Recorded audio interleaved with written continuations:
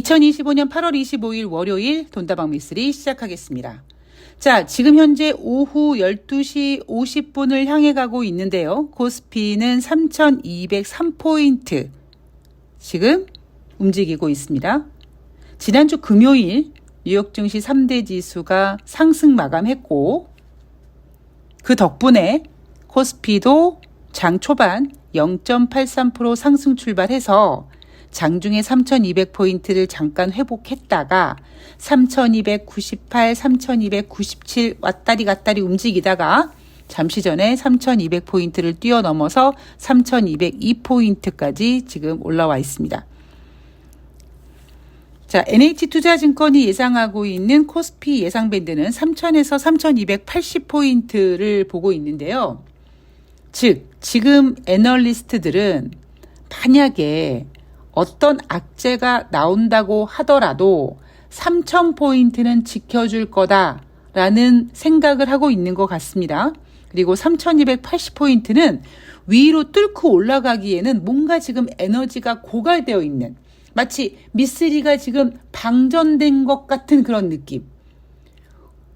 뭔가 하고 싶은 의욕은 있는데 힘이 안 딸리는 그런 코스피 상단이다라고 애널리스트들은 보고 있습니다.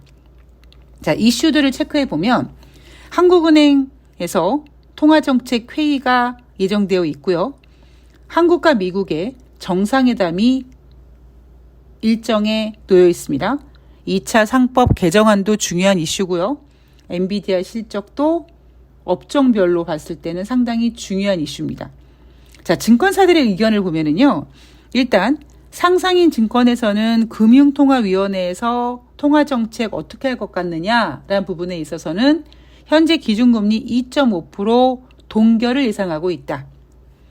그리고 대신증권 같은 경우에는 한미 정상회담 논의 방향에 따라 주가가 단기 방향성을 결정할 거다라고 보고 있습니다.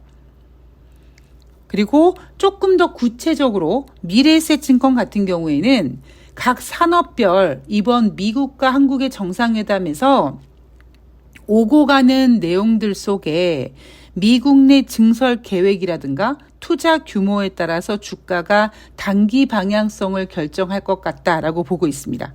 그리고 NH투자증권은 조금 내수에 집중하자라는 의견인 것 같아요. K컬처, 그러니까 엔터라든가 음식료, 화장품 이런 업종의 투자가 유효하다라고 얘기하고 있습니다. 자, 뉴욕 증시로 넘어가 보면은요. 8월 25일 월요일 뉴욕 증시에서 발표되는 경제 지표는 7월달 주택 판매인데 기존이 아니라 신규입니다.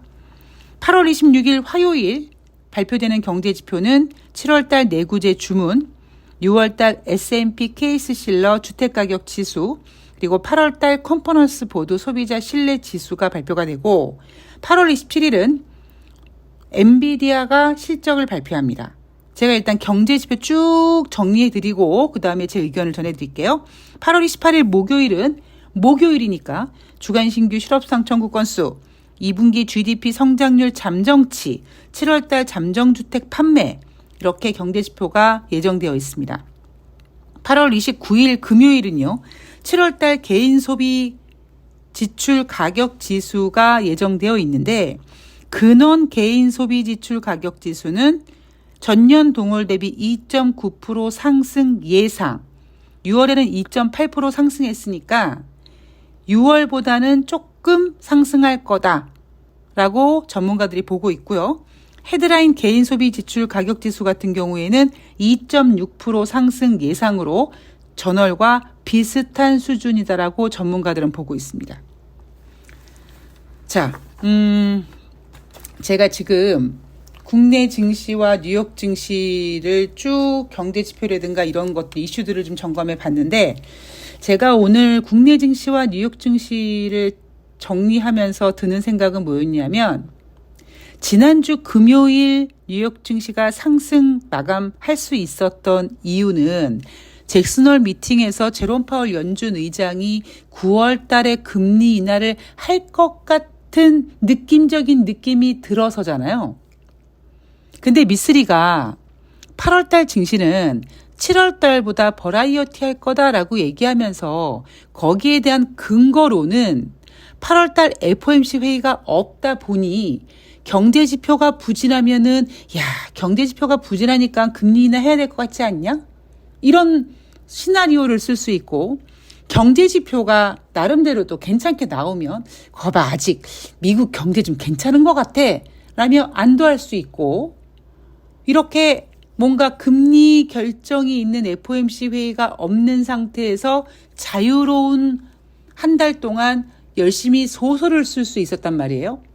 그러다 보니 8월 29일 금요일 날 발표 예정인 7월 달 개인 소비 지출도 지금 예상치를 전년 동월 대비 근원 개인 소비 지출을 0.1%만 상승할 것이다 라고 보고 있으면서 그렇게 인플레이션 자극하지 않으니까 9월 달에 금리 인하 해야 되지 않겠니? 이런 분위기로 몰고 가려고 하고 있는 것 같습니다. 자, 경제 지표는요, 인간이 만든 거기 때문에 수정도 할 수 있고 늦게 발표도 할 수 있고, 그죠? 언제든지 속된 말로 장난질을 할 수 있습니다. 지금 미국 경제는요, 상당히 좋지 않습니다. 그러니까 더 정확하게 얘기하자면 옛날의 미국이 아니에요. 그러니까 너무 물가가 많이 올라와 있고, 그리고 물가가 올라와 있는 상태에서 경제 지표는 안 좋으니까 금리 인하를 해야 되기는 하는데, 거기에다가 트럼프가 관세 전쟁까지 저렇게 진행하고 있으니 선뜻 금리 인하를 하기도 애매하고, 인플레이션 지표를 잡아야 되는데 저건 또 안 잡히고, 상당히 골치 아픈 상황이 지금 미국 경제 상황입니다. 근데 주식시장은요, 일단 다 필요 없고 금리 인하 시켰으면 좋겠어요. 왜? 시장이 바라고 원하니까. 문제는 지금 현재 8월 이제 마지막 주잖아요. 지금 전문가들이 내놓고 있는 예상치는 근원 개인 소비 지출이 전년 동월 대비 6월보다 고작 0.1% 정도밖에 상승되지 않을 것 같고, 이미 여러분들께 가스라이팅을 하고 있는 거죠. 6월 달보다 부진해지지는 않아. 6월 달보다 개인 소비 지출이 둔화되면서 인플레이션 우려가 없어지거나 그러진 않을 건데, 고작 0.1% 올랐어. 그리고 이미 알고 있었잖아. 알고 있는 건 더 이상 악재가 아니지 않니? 하면서 여러분들을 지금 가스라이팅을 하고 있는 겁니다. 이게 8월이니까 가능해요. 만약에 8월 마지막 금요일 8월 29일 날 미국의 7월 달 개인 소비 지출이 전문가들이 맞춰놓은 수치에 부합한다면 아마 뉴욕 증시는 그래. 자, 금요일 날, 9월 달에 금리 인하 하겠네 라고 환호할 수도 있습니다. 개인 소비 지출이 예상치에 부합했고, 알고 있었으니까. 그러면 9월 달에 지난번 잭슨홀 미팅에서 제롬 파월 연준 의장이 금리 인하 할 것 같은 뉘앙스를 풍겼으니 9월 달에 금리 인하 하겠어. 라고 시장은 해석할 거란 말이에요. 왜냐고요? 지금 시장은 금리 인하를 강력하게 원하고 있다고요. 자, 문제는 뭐냐? 금리 인하를 해야 되는 건 맞아요. 제가 매번 여러분들께 강조하지만 제롬 파월 연준 의장을 비롯한 연준 위원들은 지금 오로지 트럼프의 관세 전쟁에만 꽂히다 보니까 금리 결정을 계속 지금 미루고 있단 말이에요. 그러다 보니 시장은 금리 인하를 너무 간절히 원하고 있는데 실질적으로 금리 인하가 진행되지 않는 상황 속에서 아무리 연준 입장에서는 작년 9월 달에 50bp 하고 11월 달에 25bp 하고 12월 달에 25bp 해줬잖아 라고 할지언정, 지금 여전히 미국 국민들은 21세기 들어와서 높은 수준의 금리 상황을 겪어내고 있고, 더 문제는 우리 인류는 그동안 코로나라든가 금융위기 그 상황 속에서 초저금리, 제로금리, 실질적 마이너스 금리 시대를 살다 보니까 지금 미국의 금리가 너무 높고 부담스럽단 말이에요. 그러니까 지금 뉴욕 증시에서는 금리 인하라고 노래를 하는데 연준이 지금 그거를 계속 미루고 있고요. 이미 시장은 2023년 11월부터 금리 인하를 계속 꿈꿔서 하다 작년 같은 경우에는 8번의 FOMC 회의에서 6번, 7번의 금리 인하 예상을 할 정도로 지금 시장이 그렇게 강력하게 금리 인하를 원하고 있단 말이에요. 그런데 연준은 지금 뭘 고민하고 있느냐? 자, 지금 8월 마지막 주죠. 제가 7월 마지막 주에 여러분 8월 달 증시는요. 7월 달보다 버라이어티 할 거예요 라고 얘기하면서 8월 1일 고용지표가 발표됩니다 라는 이야기를 강조한 적이 있었습니다. 8월 1일 고용지표 7월 달 비농업자 고용자 지수 얼마만 증가했다? 7만 3천 건. 게다가 5월 달, 6월 달 비농업자 고용자 지표가 그동안 자기네들이 떠들었댔던 14만 명대가 아니라 거의 13만 명대를 부풀린, 그러니까 실질적으로는 만 몇천 명밖에 늘지 않을 정도로 상당히 부진한 경제지표가 발표됐단 말이에요. 근데 다행히 덕분에 8월 달에 FOMC 회의가 없으니까 야, 고용지표 부진하잖아. 금리 인하 해야겠지 하고 그나마 뉴욕 증시가 이렇게까지 굴러온 거예요. 자, 지금 8월 말입니다.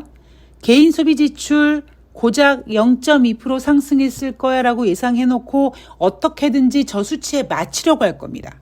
문제는 자, 여러분 9월 초에 8월 달 비농업자 고용자 지수가 발표되는데 부진할까요?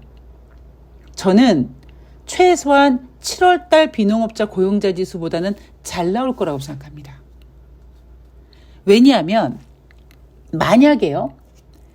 9월 초에 발표하는 8월 달 비농업자 고용자 지수가 7월보다 못 나오거나 7월만큼 심하게 못 나온다면 미국은 뭘 겪어야 되냐면 경기 침체구나를 겪어야 돼요. 경기 침체구나를 겪어야지만 9월 달에 확실하게 금리 인하 가능성이 부각될 수 있고 지금 현재 25bp 금리 인하로는 누구 코에다가 뭘 갖다 붙여요? 안 돼요. 지금 강력한 뭔가 부양책이 필요한데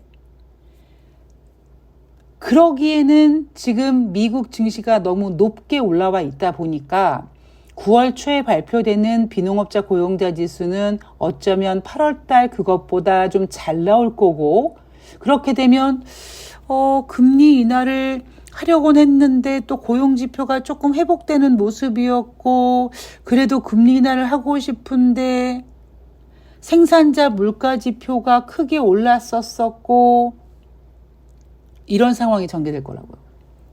자, 지금 제가 오늘 하는 얘기 헷갈리시죠? 이거예요. 8월 달 증시가 7월 달보다 더 버라이어티하게 움직일 거라고 예상했던 이유가 8월 달은 FOMC 회의가 없어서 그들이 원하는 만큼 소설을 막 쓸 수 있단 말이에요. 부진한 고용지표를 보고 아이고 경기 침체네 라고 했다가 폭탄 맞았던 때가 딱 1년 전이다 보니 올해 8월 달은 경기 침체 이야기 없이 부진한 고용지표 가지고 아유 경기 이야기 모르겠고 그냥 금리 인하 이렇게 했단 말이에요. 그런데 9월 달은요.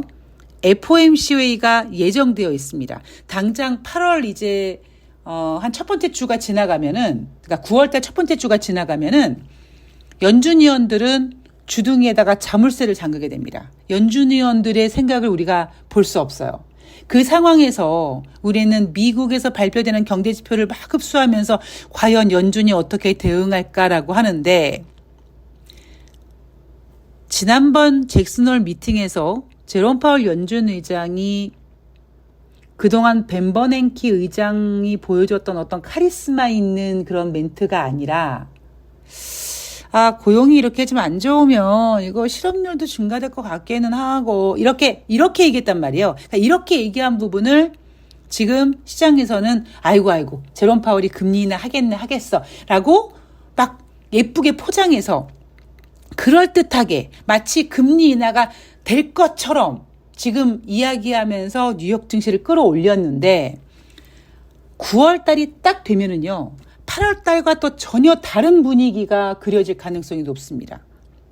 만약에 가장 좋은 시나리오는 그래 우리 한번 예방주사 맞고 들어가자라고 했을 때 9월 달에 발표되는 8월 달 비농업자 고용자 지수가 7월만큼이라도 안 나오면 아이고 미국 경기 침체 걱정이네 하면서 증시는 한번 흔들릴지 모르겠습니다만 마치 작년 9월 달처럼 50bp 금리 인하 일명 빅컷 가능성 이야기가 나오겠죠. 근데 7월 달에도 빅컷 이야기가 나왔었잖아요. 근데 쑥 들어가지 않았습니까? 작년과 올해 여러분 증시 분위기가 완전 달라요. 작년에는 그러니까 뭐든지 우리가 인생 살면서 뭐 다 장단점이 있고 그때그때 다르지 않습니까? 그리고 그때그때 다르지만 매번 다 힘들고 그렇잖아요. 그러니까 작년에도 사실 힘들었어요. 작년에도 2024년 저만 힘들었나요? 그러니까 2024년도 상반기까지는 2023년도 11월 달부터 시작된 금리 인하 기대감으로 열심히 영차하고 올라왔는데 정작 금리 인하는 하지 않고 있고 그렇게 7월 달까지 상승한 뉴욕 증시는 그 다음날 올라갈 만한 모멘텀을 찾지 못한 상태였죠. 그러다가 8월 달에 고용지표 충격이라고 얘기하고 금리 인하 가능성 제시됐고 9월 달에 25bp 안 되겠네, 50bp 해야겠네라고 했습니다. 그런데요. 작년 8월 달에 발표한 7월 달 비농업자 고용자 지수 있잖아요. 작년 9월 달에 발표한 8월 달 비농업자 고용자 지수 있잖아요. 올해보다 수치가 좋습니다. 이렇게 만 몇천 명밖에 증가되지 않는 건 굉장히 충격적인 지표예요.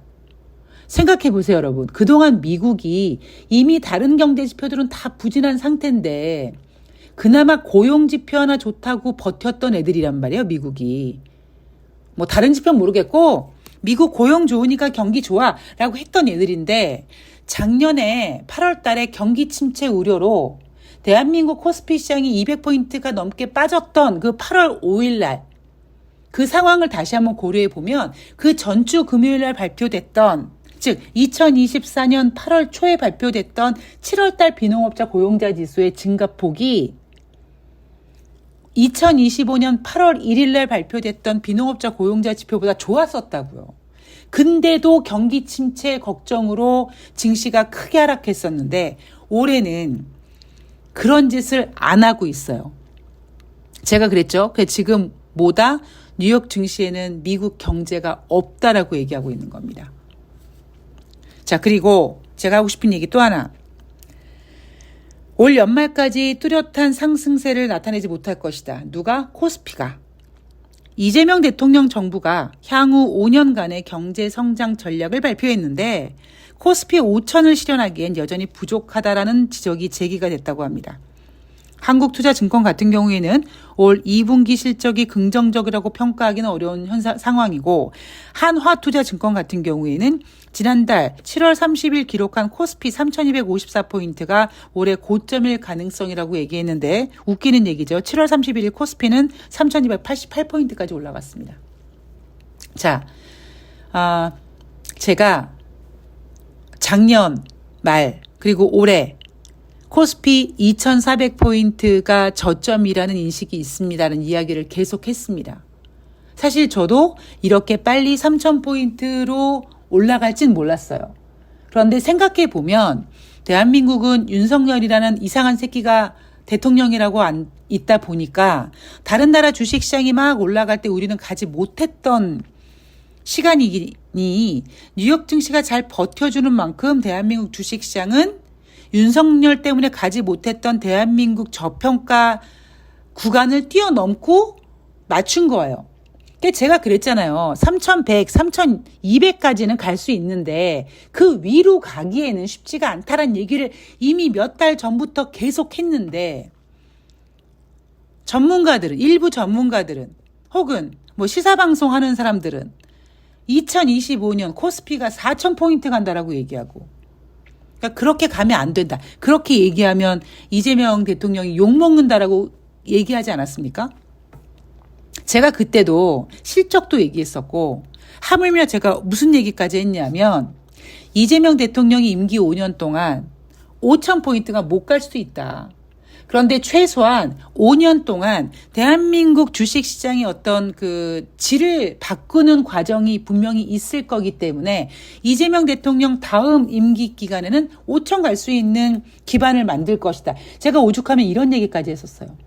근데 이제 지금 와서 지금 3,200포인트에서 버벅거리니까 전문가들이 지금이 고점이네요라고 합니다. 지금 와서. 그리고 더 웃긴 거 제가 그랬죠. 7월 달은 주식시장이 마치 사이렌처럼 여러분들에게 패턴을 보여주면서 들어와 했단 말이에요. 그래서 주식시장 증시 주변에 있는 대기자금이 몇 조 원이고 막 그런 얘기 나오지 않았습니까? 그러니까 주변에 증시자금이 그렇게 많은데 왜 주식이 안 올라가요? 그렇게 패턴을 보여줬던 7월 달. 그 7월 달에 증권사들이 내놓는 증시 전망은 굉장히 장밋빛이었습니다. 근데 지금 8월 달 한 달 동안 지나고 나서 뭐지? 하면서 지금이 고점이래요라고 하고 있는 겁니다. 물론 앞으로 어떻게 될지는 계속 진행해 봐야죠. 근데 저는 앞으로 뭐 3천이 간다, 5천이 간다 이런 포인트가 중요한 게 아니라 다시 말씀드리죠. 오르고 내리는 게 중요한 게 아니라 지금 주식시장의 질이 중요한데 그동안의 주식시장 대한민국 코스피는 다른 나라들이 올라갈 때 올라갔어야 될 그 범위를 이제 채운 거고 그 이상 가기 위해서는 미국 주식시장 글로벌 증시가 쫙 한번 밀어줘야 되는데 그런 상황이 아니다라고 얘기했어요. 자, 미리 보는 돈다방 미쓰리입니다. 굉장히 미리 잘 보고 있어요. 문제는 뭐냐면 제가 좀 미리 움직이고 그다음에 주식시장이 저를 좀 따라하는 경향이 있어서 제가 이렇게 지금 번아웃되고 에너지가 없고 이런 상태를 아마 조만간 주식시장이 한번 겪을 겁니다. 이 이야기도 해드렸습니다. 연말이 갈수록 작년 8월 달에 경기 침체로 주식시장이 빠질 거라는 걸 정확하게 예측한 미쓰리가 올해는 나투데이라고 얘기하면서 연말로 갈수록 한번 물갈이는 진행될 것이다라는 얘기를 했습니다. 자, 전문가는 없고 여러분들이 전문가가 되셔서 여러분들의 자산을 잘 지키시면 됩니다.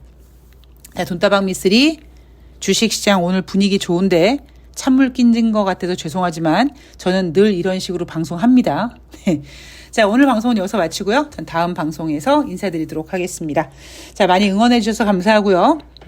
일부러 으쌰가 아니라 그냥 물 흘러가는 대로 감정이 흘러가는 대로 일부러 무리하지 않고 컨디션 회복시키려고 노력하고 있으니까 더욱더 화이팅 해보도록 하겠습니다. 좋은 하루 되십시오. 고맙습니다.